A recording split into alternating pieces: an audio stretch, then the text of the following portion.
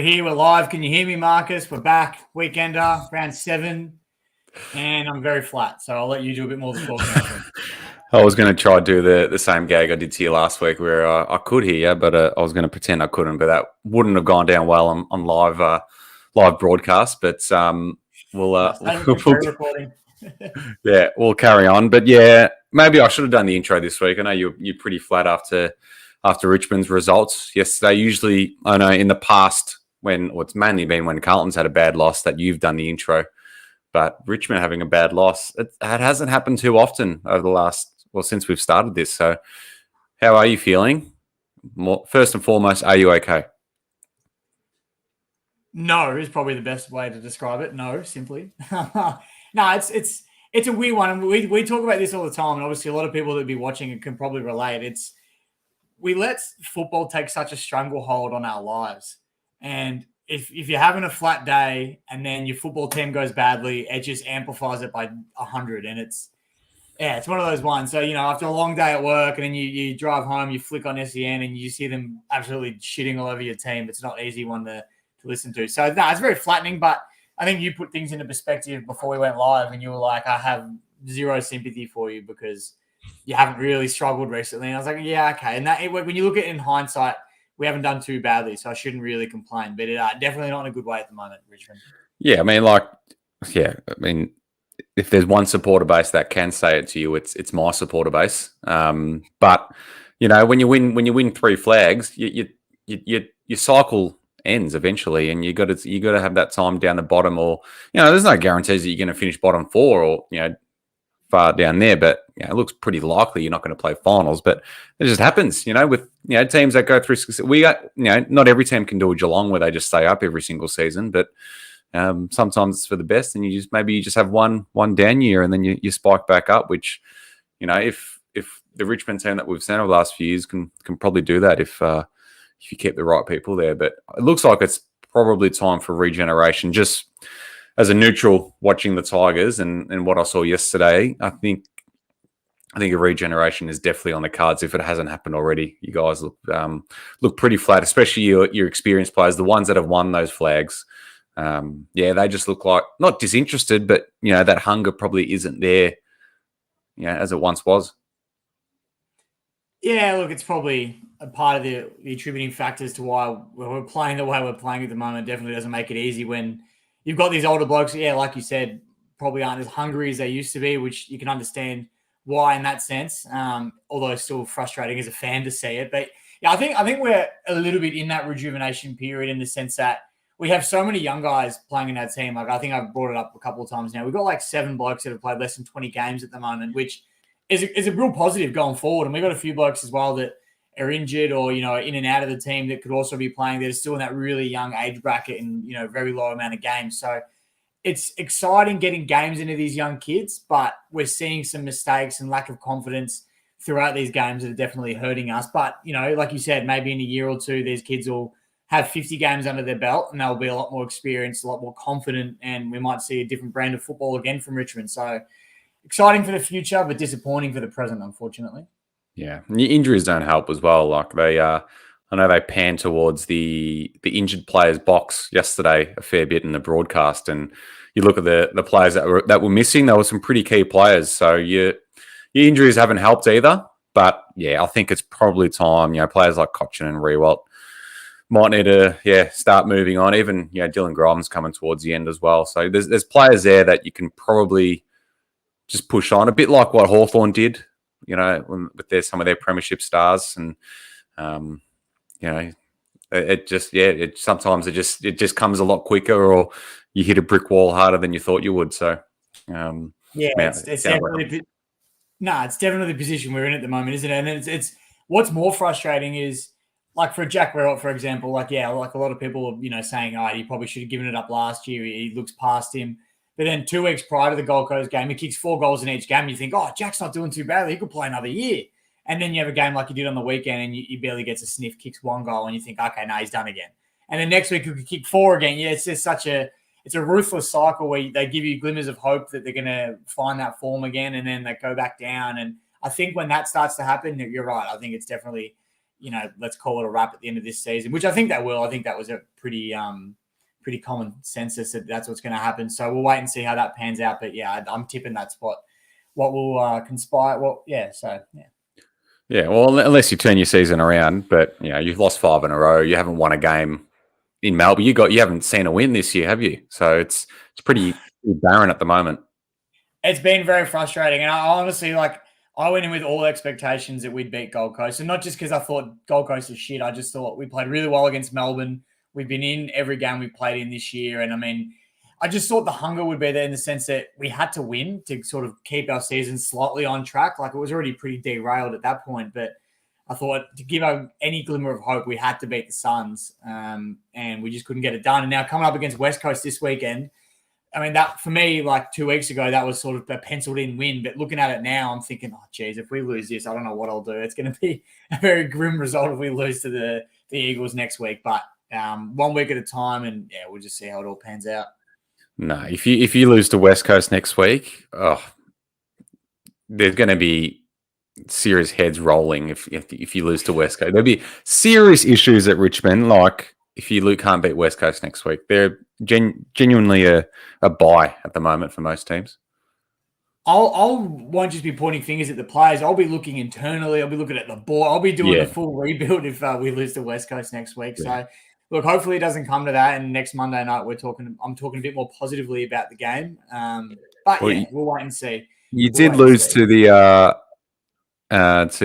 terrible North Melbourne last year as well. So you don't have a good track record in it. No, we did. But in saying that, at least North didn't have like their whole VFL list playing that week, whereas I feel like West Coast.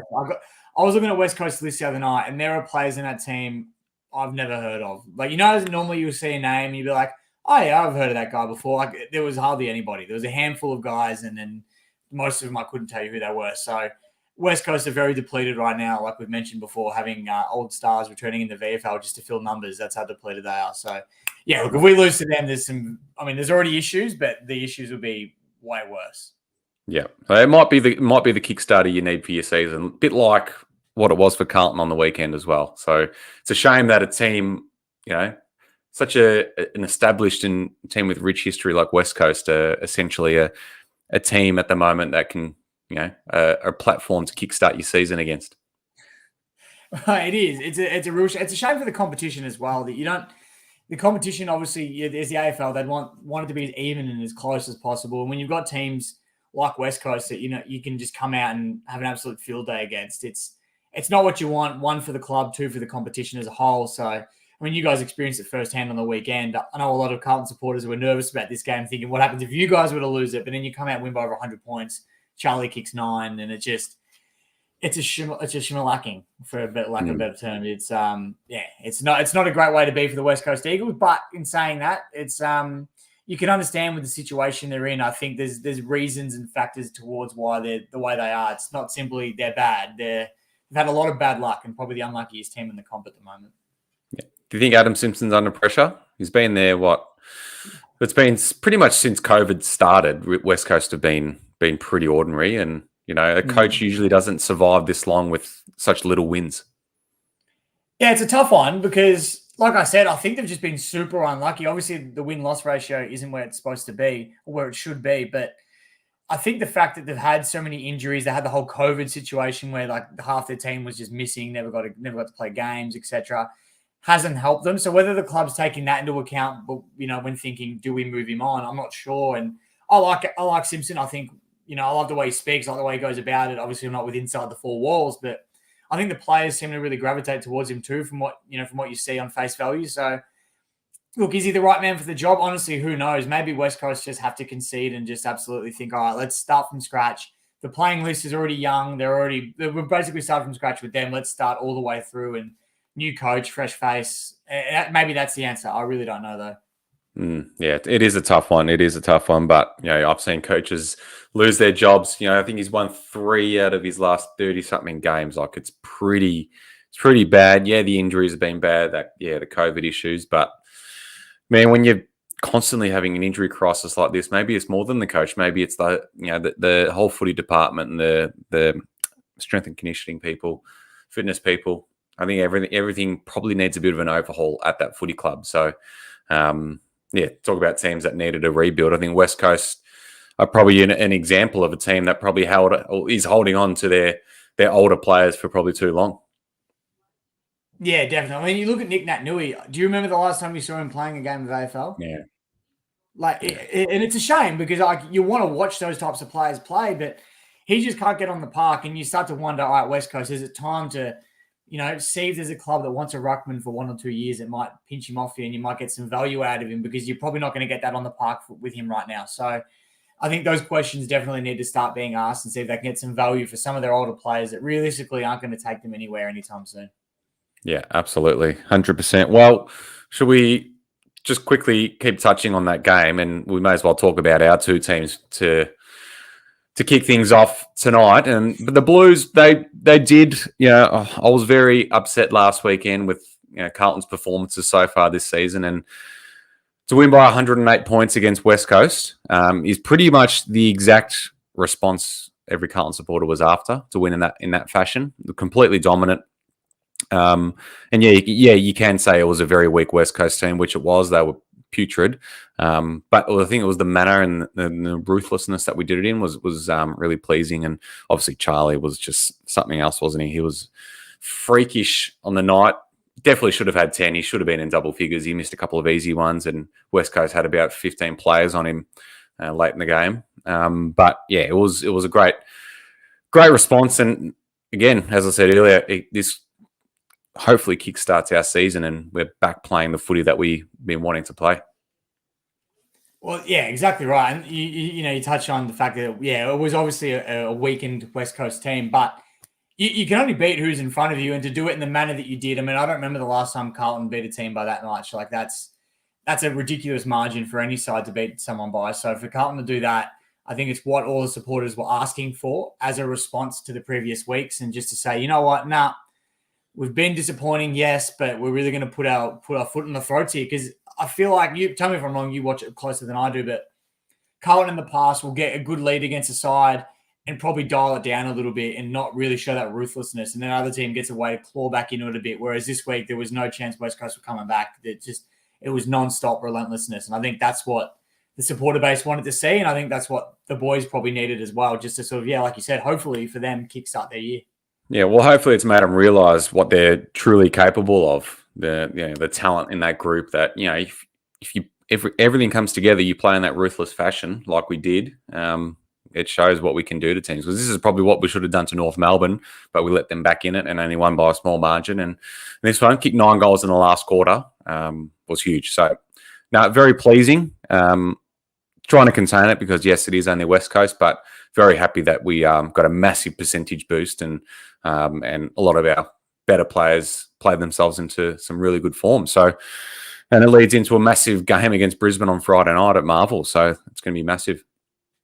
Yeah, absolutely. That's the type of test you want now. You've had your bounce back game where you've got the win on the board you needed. You got 4 wins of the year now. You're in a good spot. You're in the 8.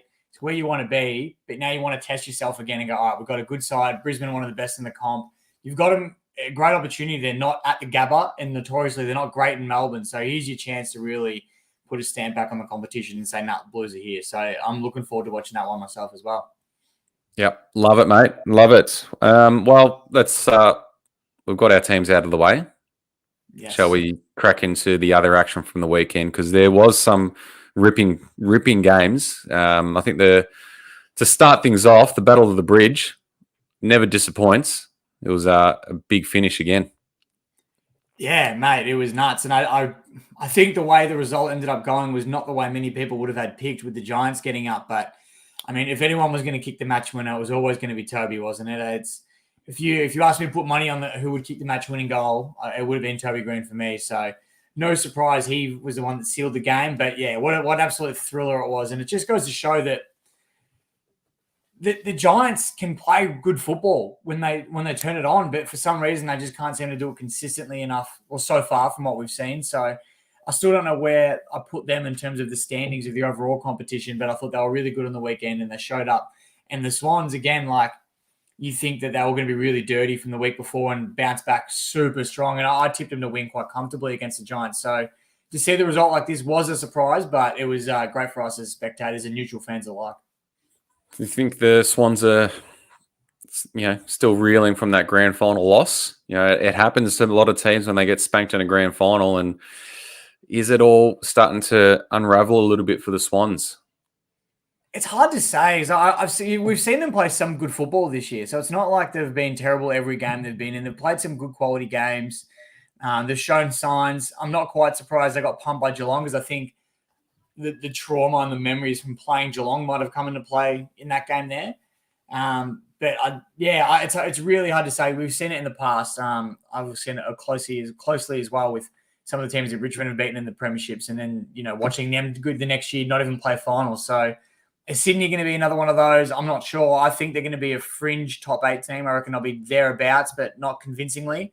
That's from what we've seen so far. But it's a long year. Like, we're still round 7. We've just seen plenty of football left to go. So who knows, really? But what are your thoughts on the Swans? Where do you see them finishing up? Yeah, it's a tough one. It really is a tough one, because I feel like in the past they would have buried this game because they had a decent lead against the Giants, and I think the Sydney of old, or the Sydney pre-grand final last year, probably would have defended that game better or held on a lot better than what they did.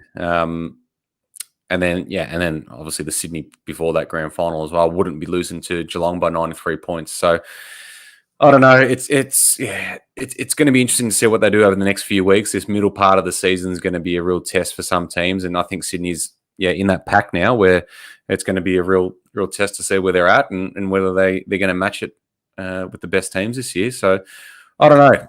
They've they had a pretty good performance a couple of weeks ago against you guys, but is that really a good sign anymore considering Richmond's form? So I don't know. It's hard to read into Sydney. I think we need to give them a few more weeks before we can completely write them off. But I don't think the signs are looking that great for them at the moment. No, exactly right. But like you said, the season is young. But touching on 2 of the better teams in the comp this year, and we saw an absolute ripping game on Friday night at Marvel Stadium, St Kilda versus Port Adelaide. It was a good way to kickstart the week. It was a really good way to kickstart the week. It ruined a lot of people's tips, I think, because, I know personally I went with St Kilda. I just thought Marvel Stadium, they've been playing such good footy there, the top of the ladder at the moment. They'll not cruise to a win, but I thought, they'd just get the job done over there. But that was me not realising Port Adelaide's extremely good record at Marvel Stadium, and they came out and continued that winning streak they've got over there. Well, it's good to see the top of the table Saints bring a big crowd of 25,000 as well to Marvel. That was good to see. Good to see that their fans are on board the Saints train. But I wouldn't expect a laugh from you considering your 23,000 yesterday. So that's why I didn't say anything. I just slightly chuckled. But I realised as soon as I said it, I'm like, you're probably not going to love that as much as you would. No, but we're also, third last on the ladder, not top. So we have less reason to be at the games than St Kilda fans do right now. And I like this time. I like this time period because I remember a day before Richmond had won their 3 flags, and it happens with every club that becomes successful. But all the bandwagon supporters, you just watch them slowly drop off and fade away. And it's going to be interesting to see who the true supporters are. And you're starting to see with St Kilda, there's people I didn't even know went for St Kilda. They're now posting stories and this and that. And I'm not saying everybody, but there's a few, and they're from every club. So I'm looking forward, or not looking forward to it because you don't want to see it, but it'll be interesting to see who does slip away and who does come up in terms of supporters being bandwagoners. Yeah, absolutely. But it was a good game on Friday night. I thought the Saints had them, but Port are pretty impressive. Their gun players really stood up, and Jason Horne-Francis looks like he's absolutely comfortable in his new home and being back in Adelaide. So he's doing great things there. He's going to be a superstar for them. I thought Ollie Wines is really good. They look like they've got a really good mix again, Port, where they're really going to be in the hunt for it again this year. So good on them. Like and Ken Hinkley is obviously a very well-respected coach. The players absolutely love him, and he deserves some success. So I think they'll if they keep this up, they'll definitely go close this year. Yeah, well, it was the bounce back a lot of people probably predicted from Port. I mean, they had that awful start last year where was it 0-5? I think they might have been last year. And they bounced back and not quite getting to finals, but they did bounce back in a in a way that would have given people hope for this season. And I think we're starting to see that hope come to fruition now, and they're actually playing very, very good football, and they're starting to beat good sides and away from Adelaide. So it's, like you said, great signs for Port fans at the moment, and nothing to worry about from St Kilda's point of view. I don't think it was a game that's a respectable enough one to drop. You don't want to drop any games, but I wouldn't be looking into this one too much. You still had a great season so far, and it wasn't like they played poorly either. I thought it was a pretty well-played game from both teams. Yeah, absolutely. So I think they'll definitely both be up there come the end of the season. What else did you notice from the weekend? I know there was a couple of ripping Sunday games. Well, one in particular was a really good Sunday game. Yeah, there was a few, like you said, a few great games. The obviously the Geelong Essendon game was extremely high scoring. I didn't watch much of it. I was at the Richmond game, unfortunately, as Dom in the comments has mentioned. Don't even bother mentioning it, but it was a very look. I didn't get to watch much of it, but just seeing the scoreline, 20 goals, 12, 132 to 16, 8, 104. It takes you back to how footy used to be when the scores were that high all the time, and I think that's the type of football we want to see more often. So it was exciting to see. Essendon, I think, put on a good show as well. Like Geelong, obviously the better team, and I think 95% of people would have tipped them to win the game, but I think Essendon put on a real good fight. Wiedemann's been fantastic at the Bombers. I think it was the move he needed. I think he's playing some good football down there as well. And then Tomahawk nearly came out and showed up Charlie Kerner with his, I think, kicked 8 in the end, I think it was. And then he was looking likely for 10 as well, same as Charlie. So, yeah, look, great. It was an interesting game, but I don't think it had really anything on the Adelaide-Collingwood game, which I know you'd be very excited to talk about. Fucking hell. Just before we go on to the Collingwood game, the Geelong-Essendon game. So Geelong kicked the first 6 goals of the game, I think. Essendon were pretty much non-existent in that first quarter. Tom Hawkins was putting on a show. But after quarter time, if you don't count the first quarter scores, Geelong only won by a point. So Essendon really did match it with them for the next 3 quarters. It was just that really bad first quarter that let them down. So if you look at it like that, the Bombers did quite well. Yeah, and I think the Bombers have definitely exceeded expectations so far this season as a whole. Like they've again played good football. They're matching it with good sides, and you're going to have dips like with that one quarter where they were poor against the Cats. But that's just because they're young and they're developing still. And you give them another, how many games we've got left? 12, 13, whatever it is. It's going to give them plenty of opportunity to grow even more and potentially play out a full game. And who knows what will happen then. So. Exciting signs for Bombers fans, even though they had a 28-point loss. I still think it's something to look forward to. They do have a tough next 2 weeks. So they got Port at the Adelaide Oval and then Brisbane at the Gabba. So that's going to really, really test them. If they can get a win out of them too, then yep, absolutely. But it'd be hard for them to get a win against those 2 teams, especially interstate as well. But signs are good for the Bombers at the moment, even if it's not this year. I think the future's looking good for them. Yeah, 100%. Well, after those 2 games, they do have a percentage boost of the week after against us at Dreamtime. So it'll be interesting for the Bombers to see if they can get a win. I can't remember the last time Essendon won a Dreamtime game. So, well, we had a similar record against Essendon that we did to Carlton before last year. I think it was nearly 10 years since I think we've lost to Essendon. So it's this is the first year we're heading into a Dreamtime game that I haven't been confident we'll get the win, which is something different, but just sign of the times. Well, there's a lot to play out between now and then. You never know. You might, again, your West Coast game might do wonders for you. Well, then we've got Geelong after that. So I think that might just put it back down a peg. So we'll wait and see. It's a long time. Long time till the game. But we'll, I know you're trying to avoid it, but we have to talk about the game of the round. And it's not a surprise anymore that Collingwood are producing the games of the round, are they? It's, 58 to 59 Adelaide versus Collingwood. What? Unbelievable game of football. No, I couldn't hold that in. It was, Put the comment up, Quinn. I will. So people can. Sorry, I realized that was out of context. We need to give some context as to why we're laughing. Me and Mum watching while Mum was on a new exercise bike. Hi, Vince and Nana. Thank you very much for tuning in. Hope you're enjoying the bike, Nana.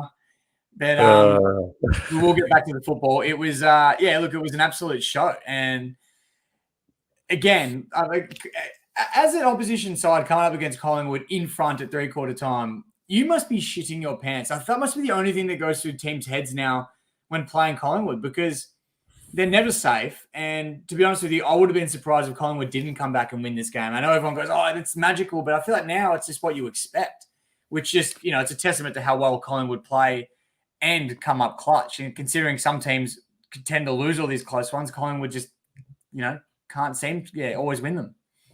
I just don't get what's the point in leading Collingwood anymore? But you may as well just do what they do for the first three quarters. Be shit, let the other team dominate, and then you can run over them. I don't know. I'm back onto this is bullshit now because how many times has this happened? So you're back on the Collingwood isn't that good train, are you? Well, did you watch the first three quarters? They were terrible. No, and then somehow they come and win, by a point when they no way should have won that game. Okay, so I only watched the last half. I only watched the last half when I got home from the other game. But look, I don't know. I'm definitely not in the camp of Collingwood of fluking wins. I think they're. Well, no, I'm not saying it's definitely not saying it's a fluke, but it just I can't wrap my head around what they're doing. It's ridiculous now. I think that's the 15th time they've done that. Yeah, it's nuts. And here you go.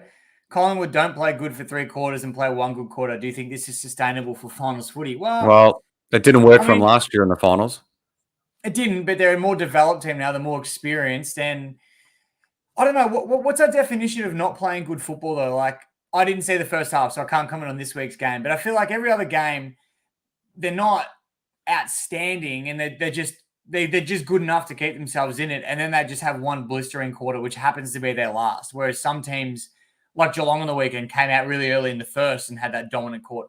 You know what I mean? So it's maybe they just time their run well and they just preserve themselves a little bit. And they do, like you said, it could be deliberate. Maybe the way to beat Collingwood is to just cruise for three quarters and just keep yourselves thereabouts and then try and blaze away in the last and try and match them there. But I don't know. I still think Collingwood are playing outstanding football, and it's scary to think that they could potentially win another flag this year or get that far at least. And it's as a neutral fan of a Big Four club, it's not exciting.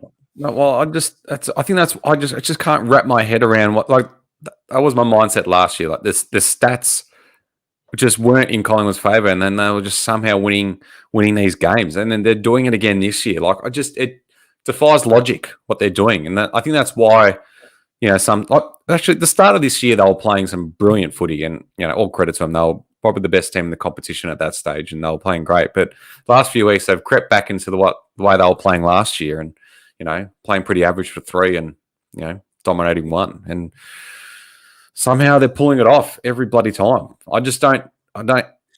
Yeah, it's I don't know. It's hard. It is honestly hard to really put logic to it. It's crazy how often it's happening. Well, maybe look, this is extremely hard for me to say out loud, but maybe that's the beautiful thing about the way they're playing football is that there is no logic to it. It doesn't make sense, but maybe it doesn't have to, and that's why they're winning. It's something different. I can't wrap my head around it either. How it's continually the same narrative week in, week out. How often have we seen Collingwood have belted a team or Collingwood have won really convincingly? It's most weeks it's within 6 points that Collingwood have managed to get this win, or within 10 points, whatever it is. Again, I don't know. I can't wrap my head around it either. I just know that they're playing really good football, and it'll be scary to see where they can take their season this year if they keep it up. But it's still early. We saw Melbourne start the season 10 and zip last year, and look how that worked out. So we don't know what will happen. It's a long year, like I keep saying, but all signs point to Collingwood, going deep. Yeah. Well, I don't know. If you hypothetically, if Richmond are 30, 40 points up at three-quarter time against Collingwood, you've played amazing. Great game. You're completely dominating them. You're not feeling safe, are you? What's the point? You can't, you almost accept the fact that they're going to come back no matter what you do. Well, certainly not Richmond this year, that's for sure. But you're right. Talking about it at a different time. I know what you're getting at.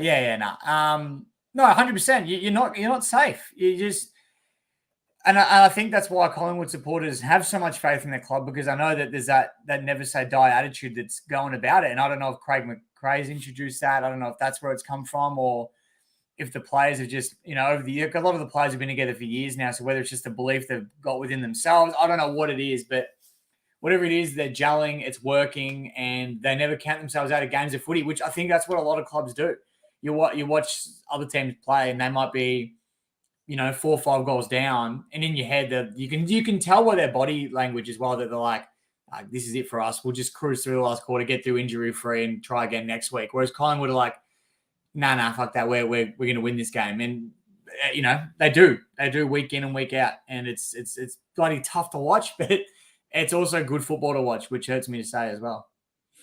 Yeah, I know it's hard because I don't know. I still didn't fit like yesterday's game. Though I didn't even think they played. Even then, when in their comeback, I didn't even think they were playing great footy. It was pretty scrappy. They were just getting it forward. I don't know if luck's the word. It can't be luck because they've done it way too often. So, but good on them. They're doing it. Maybe I've just still got PTSD from the last round last year in that terrible game, which they did exactly to us what they do to everyone else. And we play them in 2 or 3 weeks, so can't wait for that. Very exciting. I actually tried to get a ticket to that game last week, and I couldn't get anything apart from level 4, right back up where the windows are up there. So I didn't bother, but it's going to be an absolutely packed out game, and it's going to be exciting to watch. And as Vincenzo said here, good teams will eventually work them out and will strangle them in the last quarter. Well, I don't know. Think teams would have done that already. That's what I mean. I mean, look, there's every chance that'll happen. And like I said, but do they drop off? I mean, how long can you sustain that brand of football? I'm not sure. Like, we saw it for half a season last year, because when you think about it, up until I think the midway point of the year, whatever it was, they weren't doing that. So they did it for half a season last year. They've started the year doing that already. Can they maintain it for 24 weeks of football? I'm not sure. I'm not saying they can't. I just genuinely don't know. So it will be interesting to see, will teams like Geelong, Melbourne be able to, plan for this and go, all right, no, this is how we're going to beat them. We're going to work around it, blah, blah, blah. So it'll be, a good watch, but a long one at that. Yeah. Well, I just hope we are not winning at 3/4 time against them in a few weeks, because what's the point? You'd rather be down, wouldn't you? Honestly, you'd rather be down because you just know it's coming. Anyway, giving them way too much airtime for my liking. So, unfortunately for us, they've definitely earned it. They're the talk of pretty much everybody at the moment, and Nick Dacos again, he's obviously the talk because everybody keeps saying he gets cheap touches, this and that. And I was in that camp a few weeks ago, but watching him more closely, the kid is a genuine star, and like you said, he could be the best player we've ever seen if he continues the way he's going. So there you go, Collingwood. That's enough of a pump up for you guys this week. Talking about great players, I think it would be remiss of us not to mention this guy, but the Bont played his 200th game on the weekend. One of the greatest of all time, and still one of the best players, if not the best player in the competition this year as well. So the Doggies, I think the Doggies are quietly going about their business as well. They've strung some wins together and put themselves in a really good spot. Yeah, they're flying under the radar at the moment, which I think is exactly where they'd like to be, just going about their business, getting it done. And Bontempelli, I love the stats. He would have to be one of the younger 200-game players going around. I'm pretty sure Bontempelli is my age, which is 26. So if he's done 200 games at 26, he's got a lot of football left in him. That's scary how many games he might be able to play one day if he keeps injury-free and going about it the way he's going about it. So, yeah, he's one of the stars of the game. I'd love to see him win a Brownlow one year. He's just one of those players that you can see doing it, especially if the Doggies have a really successful season, which if they keep going about it the way they are, it might be this year. Who knows? But, again, another comfortable win. They were expected to beat the Hawks the way they did, so they got the job done just like you'd expect them to. But, yeah, like you said, I think you worded it perfectly, just going about their business. Yep, absolutely. But in saying that, the Hawks actually did look pretty good in that game. They were very competitive. They were probably the better team at halftime. So the Hawks, everyone thought they were going to be the most uncompetitive side in history, but they've definitely been in most of their games this year. It's probably a couple where they've got absolutely smashed, but they've definitely held their own in a lot of their games. Yeah, I think people were very quick to write Hawthorn off, which I wasn't in that camp. I didn't think they'd be as competitive as they've been, but I didn't think they'd be, the most uncompetitive team in history. I didn't think they'd be that bad. But A lot of people did. A lot of people did. And like you said, halftime, they were right in this game and almost every chance to pinch it. But, that's where experience sort of comes into play, and Hawks don't have a lot of it at the moment. So that's probably where they fell off, and Bulldogs just did what they had to do and clawed over the top of them and got the win. So another decent game, and Hawthorn games at the moment are actually quite exciting to watch whilst they're playing their good brand of football. Once they start to drop, it becomes a bit harder to watch. But when they're playing their brand and doing it well, it's good football to watch. Yeah, 100%. And Mitch Lewis, back for his first game, was clunking everything. He was great. So it just shows how important he is to the Hawks as well. And like last year, he was one of the best forwards in the competition. So to have him back is definitely going to help them.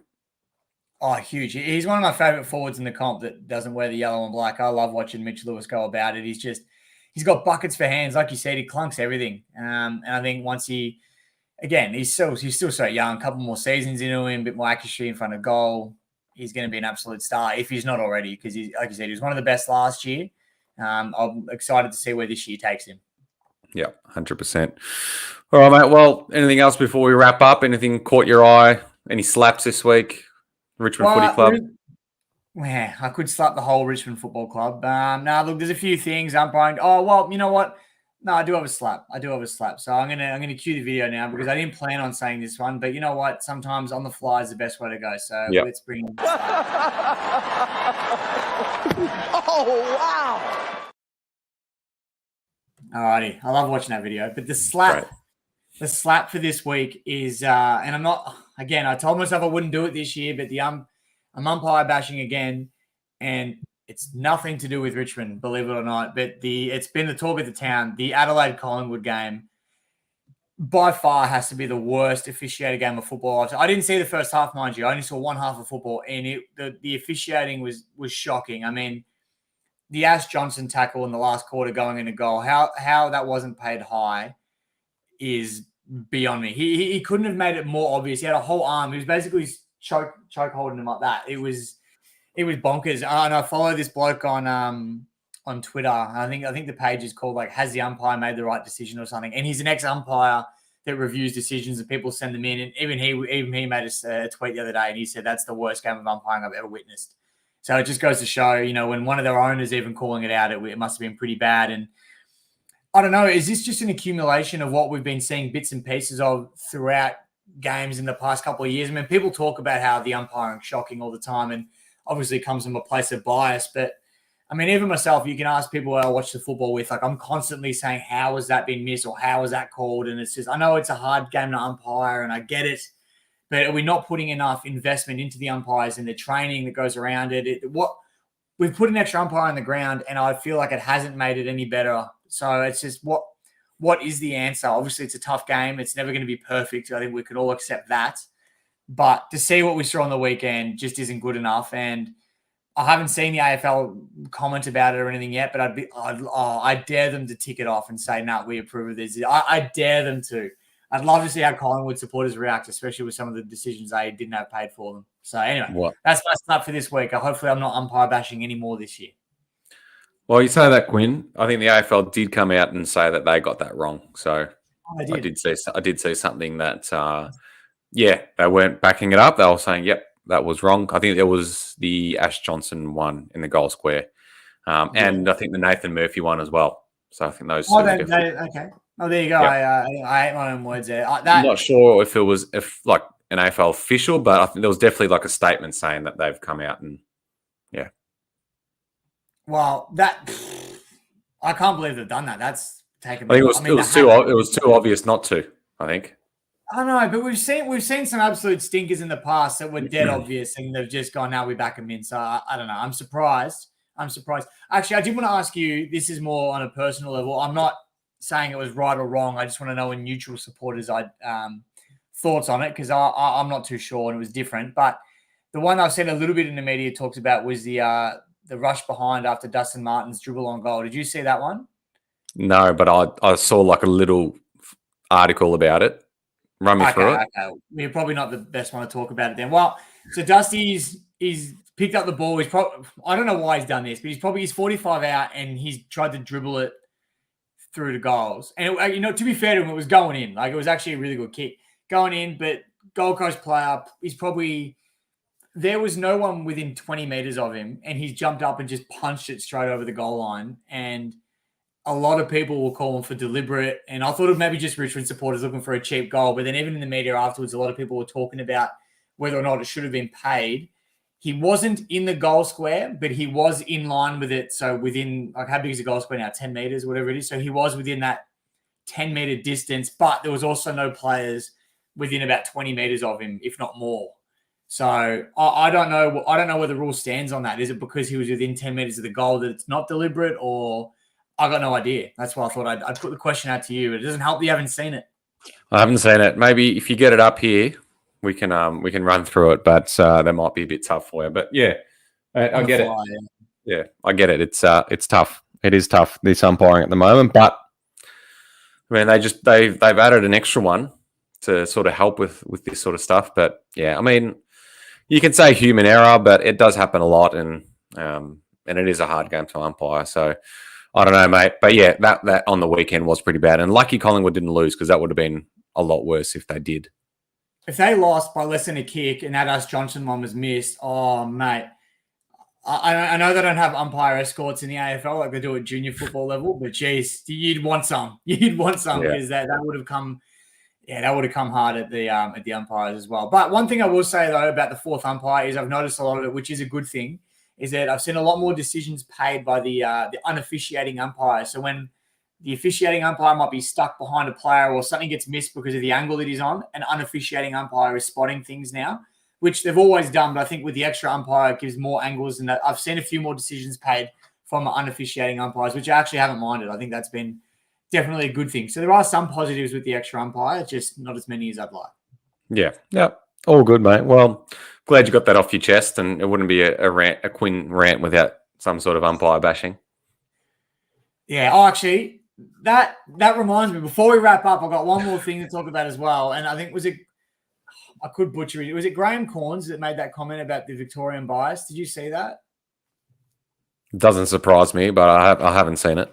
I'm pretty sure it's Graham Corns, so correct me in the comments if I'm wrong. I'm pretty sure Graham Corns came out and he made a statement saying that he believes there's a strong Victorian bias that Adelaide and Port Adelaide are currently sitting at the bottom of the AFL free kick differential ladder. And he goes, it's a Victorian bias. I'd like him to go check the last 6 seasons and see who was at the bottom of that ladder and see if it was Port Adelaide or Adelaide, because I guarantee you he'll find that the team at the bottom of that ladder was wearing yellow and black in a very strong Victorian club.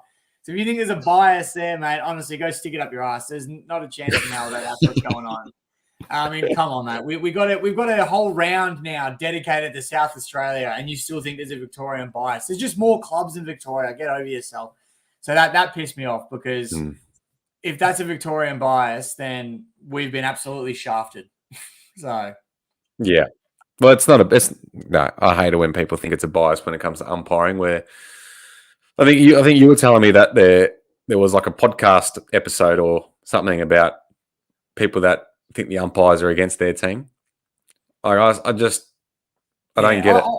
I know that, because like I said, Richmond have been at the bottom of that differential ladder for, I reckon it was like 5 years in a row. For being undisciplined. Well, there wasn't. Yeah, look, there's a lot of undisciplined things, but I've never been under the impression that, like, a lot of Richmond supporters will tell you that it's been targeted, and Richmond just hate, like, the AFL doesn't want Richmond to succeed. That's why that's why we're getting shafted by the umpires. Anyone who genuinely believes that, like, you've got to take a good hard look at yourself. I just think it's just, one, we are an undisciplined side. I won't deny that. But two, it's just bad luck. It's just the way it's worked out. There's obviously no bias. Like, the umpires don't have anything better to do than go out there and think, you know what, we're going to really stick it up Richmond's ass this week. You know what I mean? Like, I really can't see that happening. And for those that say it's from the AFL down, in what world would the AFL want one of the biggest clubs in the competition to be shit? Like, where you're not making any money from that happening. So that doesn't make sense either. So all those arguments are out the window. But yeah, you're right. It's a ridiculous argument that, anyone's being deliberately shafted by the umpires or there's any bias towards it. I just think it's luck of the draw, or, maybe game style, as we learnt. Yeah, absolutely, mate. 100%. I'm glad you got that off your chest. And as we get another comment come up. Yeah, sounds like he's taking a leaf out of Meghan Markle's book. God help us all. Well, I haven't read it yet, but I've heard some of the comments about it, so it does make a lot of sense.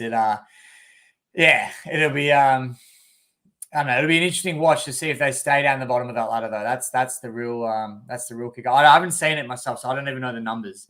But yeah, an interesting watch. That's pretty much Yes. it.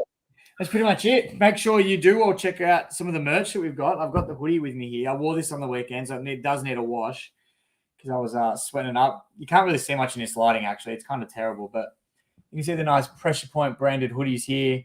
Very nice, very comfortable, very fleecy. Kept me warm at the footy the other day. Get a quick look here. You can see it. You can't really Very see it. good. My camera's not good enough. But you've got my word that these are great hoodies. And if you haven't got one, definitely jump across and check those out. And if you're a fan of either Old Dark Blues or Tiger Den, we have those hoodies out now as well. Same material, just different logos on them. So if you want to support the channels, jump across and pick one of those up. Well said, mate. Well said. Yep, it's definitely getting cold at the moment, so make sure you get some of those hoodies and yeah, make sure you're repping winter in style. 100%. Well, that's pretty much it, Marcus, for another week of the Weekender. It's here we go. We've got another good comment here from Vincenzo. The hoodies are great. If you ever needed a reference, this is the one. So definitely check that out. Again, a big thank you to Gavos Freight Solutions. Peter and the team down there do a great job, and they've supported us for quite a while now, and we couldn't do everything we're doing without their help. So if you anything need freight related, definitely go give Peter a call. The details are all below. That is it for the episode, Marcus. Before we let you go, anything else catch your eye you want to quickly mention, or you're happy to call it a day? Yeah, I think that's it, mate. It's been a big round of footy as always, and the rounds are just going to keep getting bigger. I'm very much looking forward to this weekend, in particular Friday night on a personal level with the Blues up against the Lions under the Friday night lights in a big game. So, no, very much looking forward to the next week, and yeah, hope everyone had a great weekend as well. Absolutely. Well, that is it, everybody. Thank you again for tuning in. Thank you for watching, supporting. It's all very greatly appreciated, but hopefully you enjoyed the week of footy that was, and look forward to the weekend of footy that's coming up. So we'll see you all next week for round 8 of the Weekender.